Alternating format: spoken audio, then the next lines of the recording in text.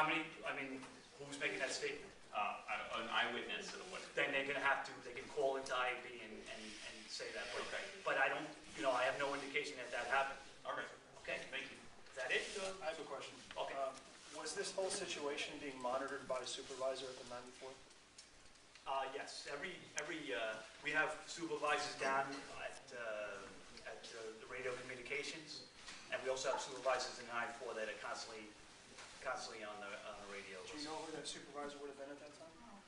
Numerous supervisors. Numerous? There wasn't one? Well, usually we have what our patrol supervisor, who's in charge. We have a sergeant or a lieutenant who rides around and monitors the radio. But we also have other supervisors that monitor, so it isn't one person. I couldn't give you one. So when would the supervisor be alerted? When they first initially pulled the car over, or when the high-speed chase started? The supervisor would be alerted as soon as they pulled the car over. But then again, there was no chase, and when they alerted that they pulled over a stolen vehicle and they had taken off on them. Well, you're saying, right, you're saying one sentence you're saying there was no chase, but at another sentence you were saying that you were in pursuit of them. I never said they were in pursuit of them. Okay. But I mean, I don't know what, I don't know what you want. You're asking a question, I answered it. You have another question? Okay, at what point, if you're aware during this whole incident, if there was ever a call to stop the pursuit, was a call made by the Again, you keep supervisor? saying, Okay. We go I to don't know what, nowhere. sir, I don't know We what go to you're nowhere. saying. If you want to call it what it is, we have a tragic accident that occurred. I told you what happened. I don't mean to cut you off, but you're digging for something that's not there. You understand? You keep referring to as a pursuit, as a pursuit, as a pursuit. Do you know it was a pursuit? I'm telling you that all general indication that it's being investigated. At this time, I'm telling you, it looks like it wasn't. Let me rephrase my question. At any point, to your knowledge, did any of the supervisors put the word out to the other officers to let the car go? The officer, I believe that the officers we know that the officers are smart enough to know that they're not there. You know what I mean? I believe that at one point one of the officers did say, let's not, this isn't working, we're not going to go after the vehicle. Okay, was that person a supervisor? Was something broadcast, I guess is the question I'm asking. I don't know. Okay. What was he charged with, this character who ran into Well, he was charged with the death of the woman, and also he was charged with the grand larceny auto of the vehicle. Okay. He was a drug pusher, wasn't he? I heard he was a drug pusher. Okay, he had a criminal history. Yes. Yeah, he was locked up in the past. Any other questions? Ma'am? What happened to the another accident? Was after a week after was another accident, Nassau and Lorimer?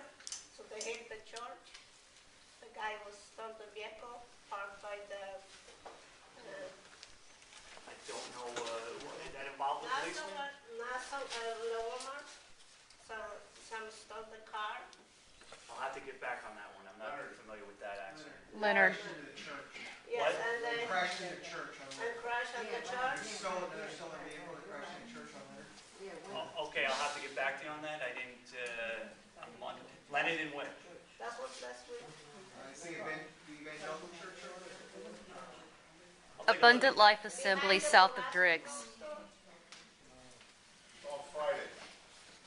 Yeah, that was behind the Muraski drugstore. I'll take a look at that. Any other questions? I'm sorry, I just have one more question. This particular individual, with regards to in leaving the scene there, when the officers initially pulled him over, was this person wanted for any particular crime? You had mentioned he had a criminal history. Was he wanted at that particular time? He was wanted for the stolen vehicle. Other than that particular incident, are you aware of any? I'm not aware of Outstanding any warrants on that. outstanding warrants on it. Any other questions? Could you maybe, I'm sorry, I don't mean to harp on the All right, time. I mean, I don't want to cut you off, but you answered your questions. I'm going to get to other people on other issues. I think I answered most of the questions that Branson. I was wondering if you could, if you could tell the time at which the woman was, tell me the time at which I the couldn't woman tell was you, struck. I don't want to, and the I can time tell at you which the police approximately, I arrived. can't give you the exact time. Could you give me this approximate time? Sure. When the woman was struck and when your officers arrived at the scene? I can give you the approximate time that the woman was struck. I couldn't tell you exactly what time the officers got there, because I don't know, but they were pretty quickly responding, I know that. It was at 2:12 hours in the afternoon. 2:12. Okay, that's approximately, I'm not positive. What time was it when they pulled this guy over initially? At cross? What time When they initially? tried to stop him at cross, what time was that? That, again, it's all approximate times, but that was approximately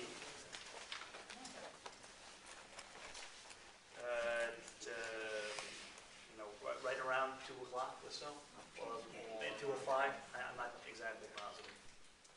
Okay. That was around 2 10. o'clock, because the police, I heard in their car, they go I that can't hear you, way. ma'am. You answer the question? No, I said it's around 2 o'clock, because there are a lot of. Okay, yeah, I think police that generally go we're there. talking about the time period was, right around 2 o'clock, 2:05, 2:10, around there, for the whole incident to unfold.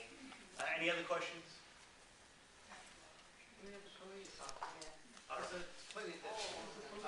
I don't know if you put them out there, but their police vans stopping trucks for various reasons at the end of McGinnis Boulevard, which is, I guess, called McGinnis Boulevard South, where I am. Right. I wonder if you put them out there, you could just tell them to look at the side streets also while they're sitting there. Sometimes they don't stop every truck because the trailer trucks block the intersection. I saw an RMP actually had to go off on a median to go around to do something. They terribly blocked the trucks. They were going through red lights, Angert, Newton, McGinnis, Humboldt Street. They make a right, they come down Angert. I mean, one after another, they go through the stop signs.